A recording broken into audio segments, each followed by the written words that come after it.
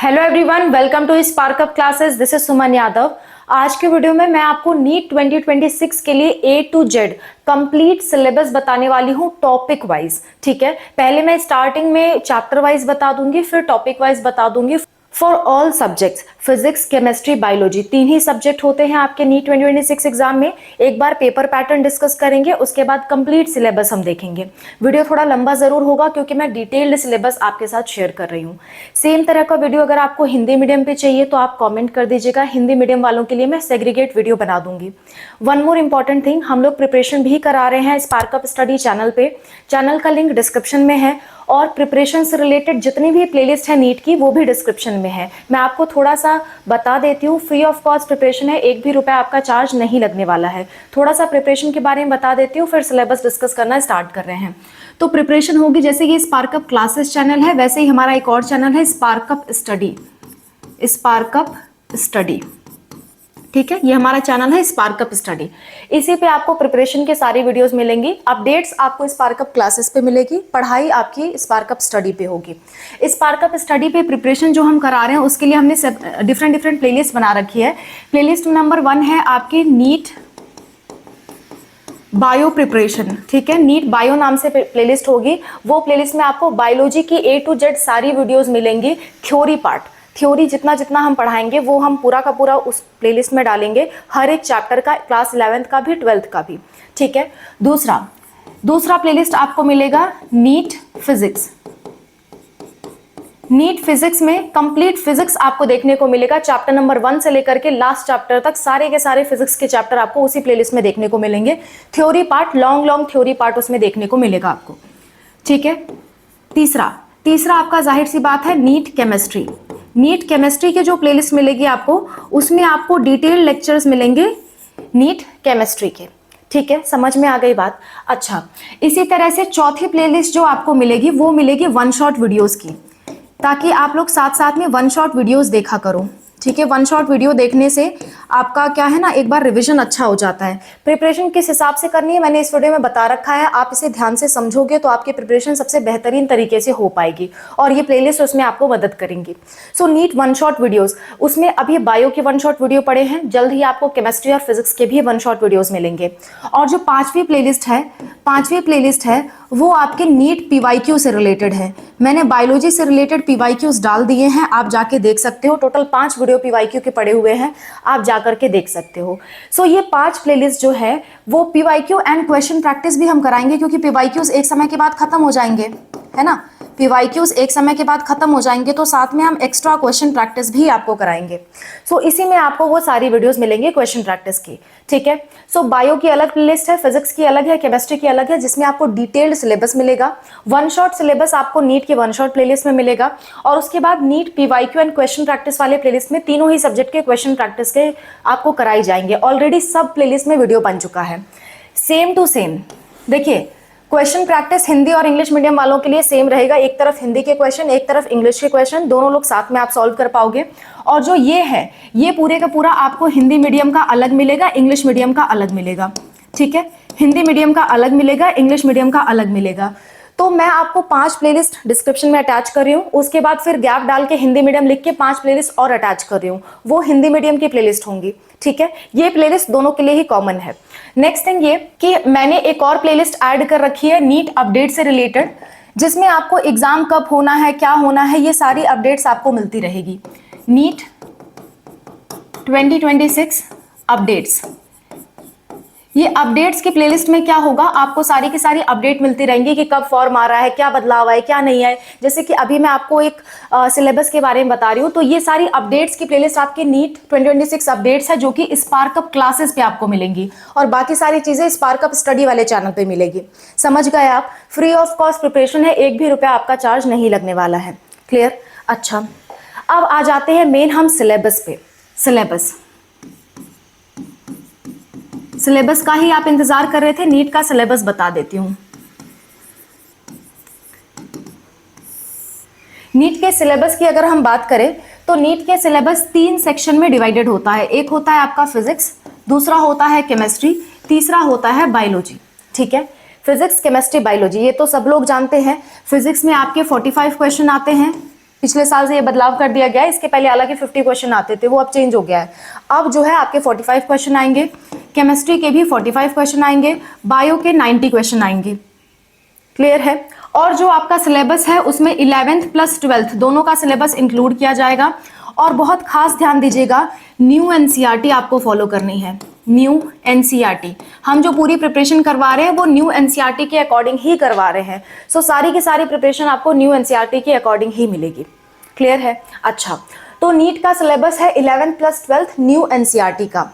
और फिजिक्स में जितने भी चैप्टर हैं आपके न्यू एनसीईआरटी में 11th प्लस 12th वो सारे आएंगे। केमिस्ट्री में भी 11th प्लस 12th और बायोलॉजी में भी 11th प्लस 12th।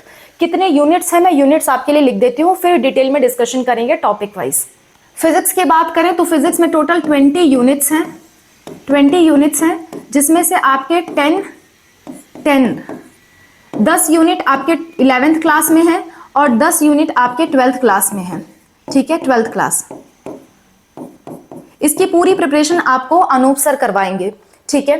केमिस्ट्री की बात करें तो केमिस्ट्री 3 पार्ट में डिवाइडेड होता है। पहला होता है आपका फिजिकल केमिस्ट्री, फिजिकल, ये थोड़ा न्यूमेरिकल बेस्ड होता है। दूसरा होता है आपका इनऑर्गेनिक केमिस्ट्री, तीसरा होता है आपका ऑर्गेनिक केमिस्ट्री। ठीक है, फिजिकल, इनऑर्गेनिक, ऑर्गेनिक, इसमें कितने कितने यूनिट्स हैं वो मैं आपको बता देती हूं। फिजिकल केमिस्ट्री में आपके 8 यूनिट हैं। ठीक है, इनऑर्गेनिक केमिस्ट्री में 4 यूनिट हैं, ऑर्गेनिक केमिस्ट्री में आपके 8 यूनिट हैं। ठीक है, बात समझ में आ गई। अच्छा, बायो की अगर हम बात करें तो बायो में आपके 5 यूनिट है। 5 यूनिट आपके 11th में है और 5 यूनिट आपके 12th क्लास में है। 5 यूनिट आपके 12th क्लास में है। ठीक है, हर एक यूनिट में कई कई चैप्टर्स हैं। बात समझ में आ रही है। तो अभी टॉपिक वाइज चैप्टर वाइज अगला हम डिस्कशन करने जा रहे हैं, पर इतना आप समझ लो कि 11th plus 12th new NCERT का पूरा सिलेबस आने वाला है। एक और बात, बच्चे पूछते हैं कि मैम आप कहाँ से देख के बता रहे हो, ऑफिशियल अपडेट बताओ। ठीक है, तो मैं आपको ऑफिशियल अपडेट ही दे रही हूँ। अभी तक जो अपडेट है उस अनुसार दे रही हूँ, ये भी मैं आपके साथ शेयर कर देती हूँ और ऑफिशियली मैं आपको शो करूंगी। देखिए, सिलेबस जो है नीट 2024 का आया हुआ था, नीट 2024 का सिलेबस आया हुआ था, नीट 2025 का भी सिलेबस आया हुआ था, लेकिन नीट 2025 का भी सिलेबस आया हुआ था, लेकिन जो आपका नीट 2026 है ना, नीट 2026 उसकी काउंसलिंग ऑलरेडी इतनी डिले चल रही है और इतनी सारी प्रॉब्लम्स उसमें चल रही हैं कि अभी इन्होंने फाइनल सिलेबस रिलीज नहीं किया है। सिलेबस जो है 2026 के लिए रिलीज नहीं किया है। तो ऐसा तो हम कर नहीं सकते ना कि ये इनके सिलेबस रिलीज करने का इंतजार करें, पता चले तब तक एग्जाम आ गया। ऐसा तो हम कर नहीं सकते। तो हम कौन सा सिलेबस फॉलो करेंगे, हम वो सिलेबस फॉलो करेंगे तो जो 2025 का था।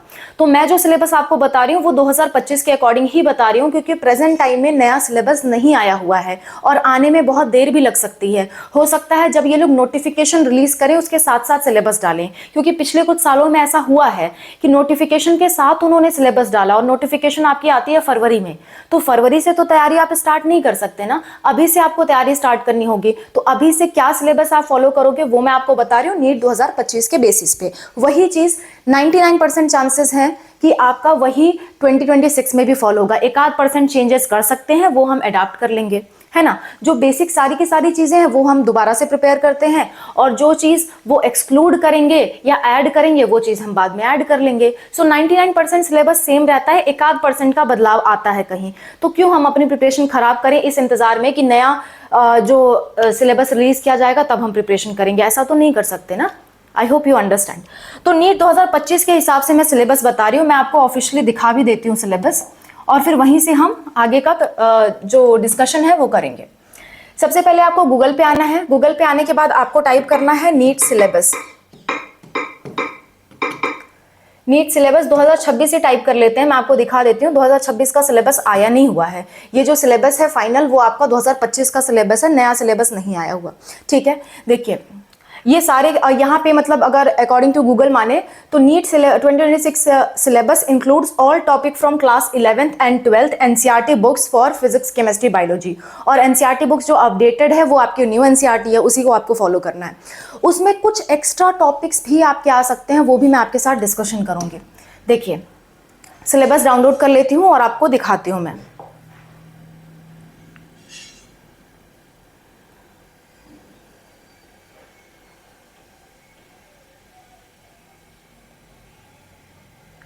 देखिए पिछले बार का सिलेबस देखिए कब आया हुआ है, आपका 30 दिसंबर 2024 को आया हुआ है। तो अगर दिसंबर तक का वेट करेंगे, जनवरी लगा देंगे, और इस बार तो और डिले हो सकता है, फरवरी में आ सकता है, तो उसके बाद हम सिलेबस देख के क्या करेंगे, है ना। तो सिलेबस जो है अभी से आप तैयार करना स्टार्ट करिए, और जो 2025 का है वही तैयार करना स्टार्ट करिए। मैं आपको सिलेबस दिखाती हूँ, देखिए जस्ट अ मिनट, थोड़ा हम नीचे आ जाते हैं।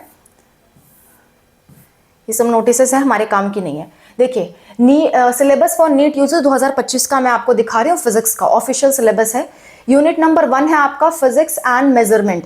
इसका पूरा का पूरा लेक्चर हमारे चैनल पे पड़ा हुआ है, पूरा डिटेल्ड लेक्चर आप जाके देख सकते हो, हिंदी मीडियम के लिए भी, इंग्लिश मीडियम के लिए भी ऑलरेडी पड़ा हुआ है। प्लेलिस्ट मैंने समझा ही दी है, वैसे आप जाके देख सकते हो, ठीक है। प्रिपरेशन अपनी अच्छे से स्टार्ट करिए। सो फिजिक्स एंड मेजरमेंट का सिलेबस जो यूनिट्स एंड मेजरमेंट के नाम से फेमस है आपकी एनसीईआरटी में, बोथ सेम थिंग है। चाहे आप यूनिट्स एंड मेजरमेंट का सिलेबस पढ़ो या फिजिक्स एंड मेजरमेंट पढ़ो, बात एक ही है, ठीक है। दूसरा सिलेबस है आपका काइनेमेटिक्स। ये काइनेमेटिक्स में फर्दर कई सारे चैप्टर्स में ये डिवाइड होता है, uniform, non uniform motion, velocity, scalar, vector, ये सारी चीजें अलग अलग चीजें इसमें पढ़ाई जाती हैं। सारा का सारा टॉपिक आप देख सकते हो।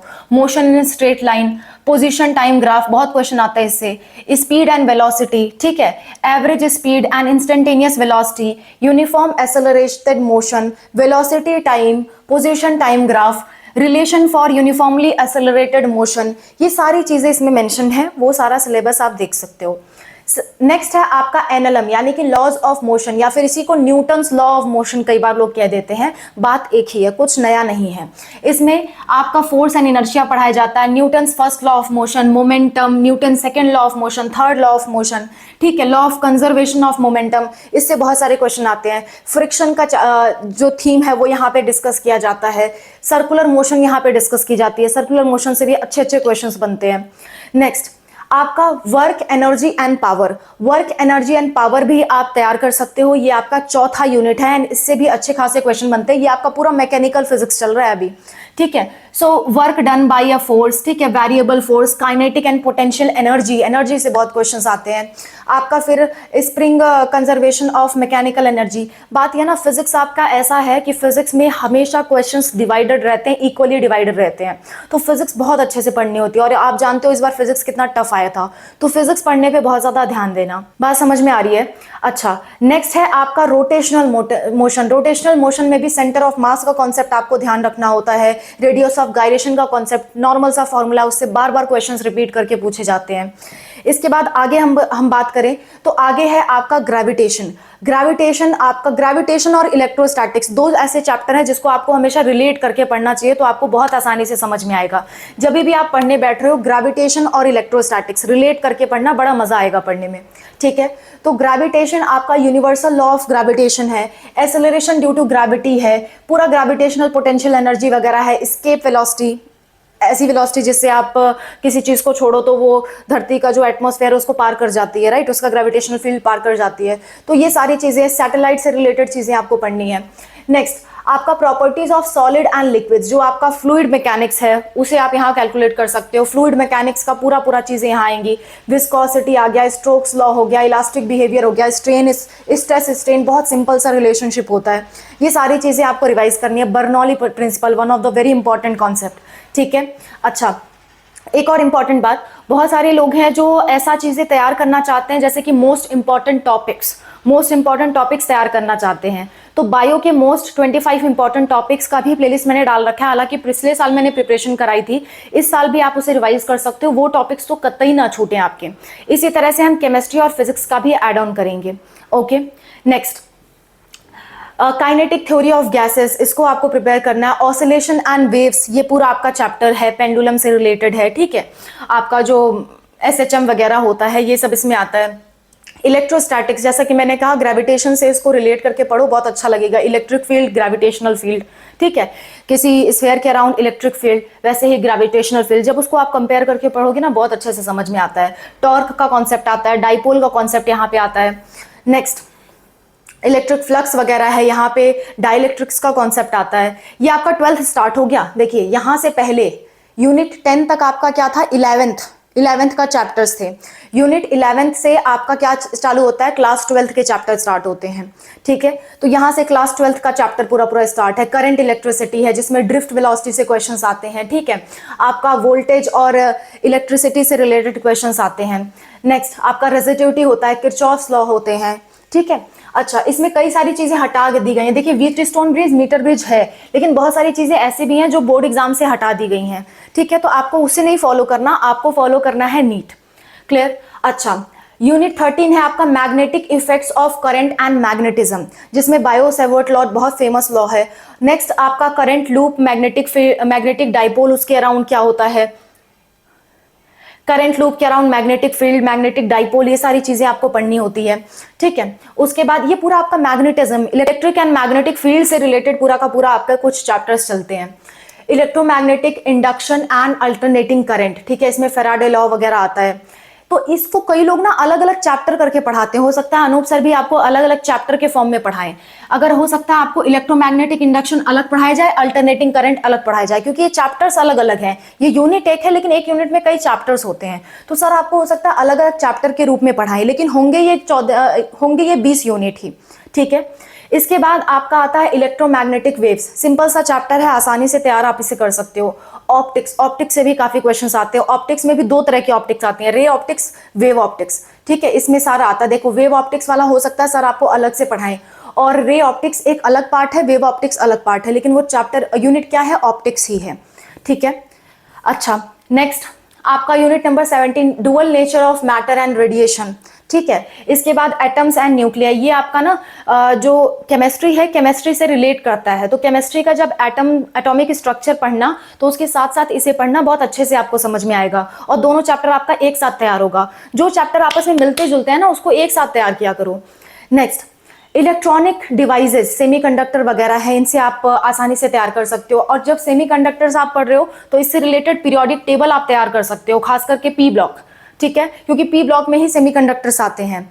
नेक्स्ट एक्सपेरिमेंटल स्किल्स, जो कुछ है मैंने कहा कि जो एक्स्ट्रा आपके सिलेबस की चीजें हैं वो एक्सपेरिमेंटल स्किल्स में दिया हुआ है, ये चीजें भी आप पढ़ के जाना, जैसे कि स्क्रू गेज, वर्नियर कैलिपर्स, ठीक है, simple pendulum, metre scale, Young's modulus of elasticity, coefficient of viscosity, ये सारी चीजें आप पढ़ के जाना, ठीक है। ऐसा नहीं है कि ये एक्सपेरिमेंट वाली चीजें हैं तो सिर्फ बोर्ड में आएगी, नहीं, नीट के सिलेबस में दे रखा है तो आपको सारी चीजें पढ़ के जानी है।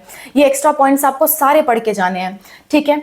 चलो आगे बढ़ते हैं। ये पूरा ये सारी पॉइंट्स है, एलईडी वगैरह, डायोड वगैरह, रेजिस्टर, जेनर डायोड, ये सब आपको पढ़ के जाना है। नेक्स्ट आ जाते हैं दूसरे पे, यानी कि आपके केमिस्ट्री पे। केमिस्ट्री में जैसा कि मैंने कहा था फिजिकल केमिस्ट्री है, टोटल 8 यूनिट है फिजिकल केमिस्ट्री में, जिसमें सबसे पहला आता है some basic concept of chemistry. इसका भी पूरा का पूरा लेक्चर्स पढ़ा हुआ है, हिंदी मीडियम के लिए भी, इंग्लिश मीडियम के लिए भी, आप जाकर देख सकते हो। डिस्क्रिप्शन में प्लेलिस्ट का लिंक है, और सिंपल सा चैनल का नाम है स्पार्क अप स्टडी, उस पर जाकर के देखिए, फ्री ऑफ कॉस्ट सारी वीडियो पड़ी हुई है। ये चैप्टर रीना मैम ने पढ़ाया है, हमारे साथ वो भी वर्क कर रही हैं पढ़ाने से रिलेटेड। तो अनूप सर फिजिक्स पढ़ा रहे हैं, रीना मैम केमिस्ट्री पढ़ा रही है, हो सकता है कुछ पार्ट ऑफ केमिस्ट्री मैं भी आपको पढ़ाऊं, और बायोलॉजी मैं आपको कंप्लीट पढ़ाऊंगी ही, ठीक है। नेक्स्ट एटॉमिक स्ट्रक्चर, मैंने कहा था ना एटम एंड न्यूक्लियाई से इसको रिलेट करके पढ़ना, ये चैप्टर वही वाला चैप्टर है, ठीक है। एटॉमिक स्ट्रक्चर भी मैम ने काफी हद तक पढ़ा दिया है, आप जाके देख सकते हैं। Chemical bonding and molecular structure, ठीक है, इसमें आपको सारी चीजें डिटेल में पढ़नी है। मॉलिक्यूलर ऑर्बिटल थ्योरी से काफी क्वेश्चंस आते हैं। केमिकल थर्मोडायनेमिक्स, थर्मोडायनेमिक्स का जो चैप्टर है यहाँ पे आपको डिटेल में पढ़ना है, ठीक है। सॉल्यूशन की बात करें तो सॉल्यूशन का पूरा पूरा कॉन्सेप्ट है। Equilibrium one of the tough chapter माना जाता है। इसमें दो पार्ट आते हैं, एक आपका केमिकल इक्विलिब्रियम, एक आपका आयनिक इक्विलिब्रियम। देखो आयनिक वाला ये पार्ट है, केमिकल वाला ये पूरा पार्ट है, ठीक है। इसके बाद आता है आपका रेडॉक्स रिएक्शंस एंड इलेक्ट्रोकेमिस्ट्री। ये भी आपका one of the important part आ जाता है, क्योंकि ये थोड़ा थोड़ा बायोलॉजी से भी रिलेट करता है जब आप फोटोसिंथेसिस वगैरह पढ़ते हो। नेक्स्ट है आपका chemical kinetics. Chemical kinetics one of the easiest part है फिजिकल केमिस्ट्री का, आप इसे समझ ले जाओ तो बहुत आसानी से कर सकते हो। नेक्स्ट आपका इनऑर्गेनिक केमिस्ट्री स्टार्ट होता है, जिसमें बहुत सारे पार्ट्स हटा दिए गए हैं, तो आपके लिए बड़ा आसान हो गया है। ग्रुप 13 से 18 तक सारे के सारे पी ब्लॉक के एलिमेंट्स का आएगा आपका, ठीक है, जनरल इंट्रोडक्शन, और डी और एफ ब्लॉक एलिमेंट भी आने हैं, ठीक है। और जो आपका पीरियोडिक टेबल है उसका बेसिक इंट्रोडक्शन। इसके बाद इसके बाद आपका वही एफ ब्लॉक का इनर ट्रांजिशन एलिमेंट्स है, वो एफ ब्लॉक के एलिमेंट्स वो उसी में इंक्लूडेड है। Coordination compound, one of the simple chapter, ठीक है। ऑर्गेनिक केमिस्ट्री, ऑर्गेनिक केमिस्ट्री भी आपका आने वाला है, purification and characterisation of organic compound, ठीक है।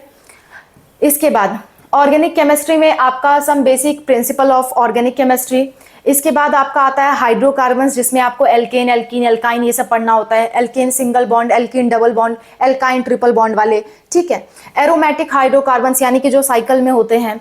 नेक्स्ट आपको पढ़ना होता है हेलोजन्स कंटेनिंग, हेलोजन मतलब वही फ्लोरीन, क्लोरीन, ब्रोमीन, आयोडीन, ठीक है। ये सारे आपके हेलोजन होते हैं। तो ऐसे ऑर्गेनिक कंपाउंड जिसमें हेलोजन लगे हों, ऑर्गेनिक कंपाउंड जिसमें ऑक्सीजन लगा हो, जैसे कि अल्कोहल, फेनॉल एंड ईथर, ठीक है। ऐसे ही आपको सारे के सारे डिटेल में पढ़ने हैं। नेक्स्ट है आपका ऑर्गेनिक कंपाउंड कंटेनिंग नाइट्रोजन, ठीक है। बायोमोलिक्यूल्स, बायोमोलिक्यूल्स बहुत अच्छे से पढ़ना, बायोलॉजी से बहुत अच्छे से समझ में आती है, ठीक है। खासकर जब आप आगे बढ़ते हो तो ये इस चैप्टर का बड़ा प्रयोग होता है और आप सोचते हो क्यों हमने उस समय छोड़ दिया था। Next principles related to practical chemistry, ये एक्स्ट्रा वाले पॉइंट है, ये एक्स्ट्रा वाले पॉइंट है जो बहुत सारे लोग मिस कर देते हैं। सो ये एक्स्ट्रा सारे पॉइंट्स हैं। ये एक्स्ट्रा पॉइंट है क्या क्या, acid anilidine, p nitro acid anilidine, aniline, yellow, iodoform, ये सारी चीजें आपको पढ़नी होती है। ये सारी चीजें जब हम लोग तैयारी कराते हैं ना तो एक्स्ट्रा पॉइंट्स पे पढ़ाते रहते हैं, ये सब चीजें आप भूलना मत पढ़ना, ठीक है। अच्छा, अब आता है बायो का पार्ट, यानी कि मेरा बायोलॉजी है ना, मैं बायोलॉजी पढ़ाऊंगी आपको, बहुत अच्छे से पढ़ाऊंगी और बहुत सारे चैप्टर्स का मैंने वन शॉट वीडियो भी डाल दिया है। डाइवर्सिटी इन लिविंग बीइंग, देखिए जो वन शॉट वीडियो शुरुआत में आप एक आध वन शॉट वीडियो देखोगे, हो सकता है उसमें ब्राइटनेस वगैरह आपको देखने में अच्छा ना लगे, लेकिन पढ़ाया मैंने बहुत अच्छा है। सो आप आगे के चैप्टर्स में जैसे बढ़ोगे वन शॉट के, क्योंकि पहला बार मैंने जब स्टार्ट किया था स्मार्ट बोर्ड पर पढ़ाना तो मुझे एडजस्टमेंट वगैरह नहीं आता था, तो मैंने जब ये चैप्टर पढ़ाया था तो थोड़ा लाइटिंग का प्रॉब्लम था, थोड़ा अंधेरे का इशू था, ठीक है। तो मेरा वो पहला लेक्चर था, पर कॉन्सेप्ट मैंने बहुत अच्छे से पढ़ाया हुआ है और आपको कॉन्सेप्ट पढ़ने से ही मतलब है। नेक्स्ट ये हमारा फर्स्ट चैप्टर है, जिसमें बेसिकली हम ये पढ़ते हैं कि कौन कौन से टाइप के प्लांट्स हैं, ठीक है। हम पढ़ते हैं कि लिविंग क्या होता है, बायोडाइवर्सिटी कैसी कैसी है, कितने किंगडम्स है, ये सारी चीज़ें हम पढ़ते हैं, उनका नेम कैसे रखा गया, ये सारी चीज़ें टेक्सोनॉमी वाली चीज़ें पढ़ते हैं। नेक्स्ट दूसरा है हमारा structural organisation in animals and plants, यानी कि एनिमल्स और प्लांट्स की मॉर्फोलॉजी, एनाटॉमी से रिलेटेड चीज़ें हम इस यूनिट में पूरा पढ़ते हैं। इस यूनिट में कई सारी चीज़ें आती हैं, देखिए जैसे इस यूनिट में डाइवर्सिटी ऑफ लिविंग वर्ल्ड में कई सारी चीज़ें आती हैं। पहला तो आपका बेसिक लिविंग ऑर्गेनिज्म, बायोडाइवर्सिटी, उनका नोमेनक्लेचर आता है चैप्टर नंबर 1। चैप्टर नंबर 2 आता है कि कितने किंगडम ऑफ क्लासिफिकेशन है, classification of animals. Chapter number 3 आता है प्लांट किंगडम। चैप्टर नंबर 4 आता है एनिमल किंगडम। तो इसमें टोटल 4 चैप्टर हैं यूनिट 1 में। इसी तरह से जब स्ट्रक्चरल ऑर्गेनाइजेशन ऑफ एनिमल्स आप पढ़ते हो तो इसमें भी फर्दर चैप्टर्स हैं। इसमें एक चैप्टर होता है मॉर्फोलॉजी का, एक चैप्टर होता है एनाटॉमी का, फिर दूसरा होता है आपके एनिमल टिश्यूज़ का। इसके बाद सेल स्ट्रक्चर एंड फंक्शन, इसमें भी कई सारे चैप्टर्स हैं। अगर बायो में चैप्टर्स की बात करें तो क्लास 11th में टोटल 19 चैप्टर हैं और क्लास 12th में आपके टोटल 13 चैप्टर हैं, ठीक है। तो ये एक एक यूनिट है जिसमें कई सारे चैप्टर्स हैं। जैसे इस वाली यूनिट में सेल का चैप्टर है, ठीक है, बायोमोलिक्यूल्स का चैप्टर है, सेल डिवीजन का चैप्टर है, तो इसमें टोटल 3 चैप्टर अलग से हैं। तो मैं आपको चैप्टर वाइज ही पढ़ाऊंगी। प्लांट फिजियोलॉजी, इसमें भी अलग अलग चैप्टर है। फोटोसिंथेसिस का एक चैप्टर है, उसके बाद आपके रेस्पिरेशन का दूसरा चैप्टर है, फिर आपके प्लांट ग्रोथ एंड डेवलपमेंट यानी कि प्लांट हार्मोन्स का तीसरा चैप्टर है, ठीक है। इसमें सारे के सारे हार्मोन्स आपके आ रहे हैं। कुछ कुछ पार्ट हटाया गया है पहले के बेसिस पे, मतलब पहले के सालों में अगर देखा जाए तो कुछ कुछ पार्ट हटाया गया है। आप सिंपली 11, 12 प्लस 12 की एनसीईआरटी फॉलो करिए और हमारी प्लेलिस्ट फॉलो करिए, पूरा का पूरा सिलेबस आपका कवर होगा। इसके बाद आती है ह्यूमन फिजियोलॉजी की बात। इसमें डाइजेशन वाला पार्ट हटा दिया गया है। आपका ब्रीदिंग एंड रेस्पिरेशन आएगा, बॉडी फ्लूइड्स यानी कि जो सर्कुलेटरी सिस्टम है वो आएगा, आपका एक्सक्रीटरी सिस्टम आएगा, लोकोमोशन एंड मूवमेंट जिसमें आप बोन्स के बारे में, मसल्स के बारे में पढ़ते हो, neural control and coordination, chemical control and coordination. यहीं पे आपका 11th पूरा खत्म होता है, ठीक है। अच्छा, नेक्स्ट आपका चालू होता है क्लास 12 रिप्रोडक्शन। रिप्रोडक्शन में आप पहले फ्लावरिंग प्लांट्स का रिप्रोडक्शन एक चैप्टर है, दूसरा चैप्टर है ह्यूमन रिप्रोडक्शन, तीसरा चैप्टर है आपका रिप्रोडक्टिव हेल्थ। ये 3 चैप्टर उसमें आएंगे, जिसमें से एक चैप्टर मैं पढ़ा रही हूँ, उसके lectures Hindi medium English medium दोनों के लिए पढ़े हुए हैं। नेक्स्ट आपका genetics and evolution, one of the most important and scoring unit. इसमें आपका जेनेटिक्स में 2 चीज़ आते हैं, एक आपका प्रिंसिपल ऑफ जेनेटिक्स, ठीक है, यानी कि principle of heredity and variation, दूसरा चैप्टर होता है मॉलिक्यूलर बेसिस ऑफ इनहेरिटेंस। ये 2 चैप्टर आते हैं और तीसरा होता है आपका इवोल्यूशन। 3 चैप्टर इस यूनिट के अंतर्गत आते हैं।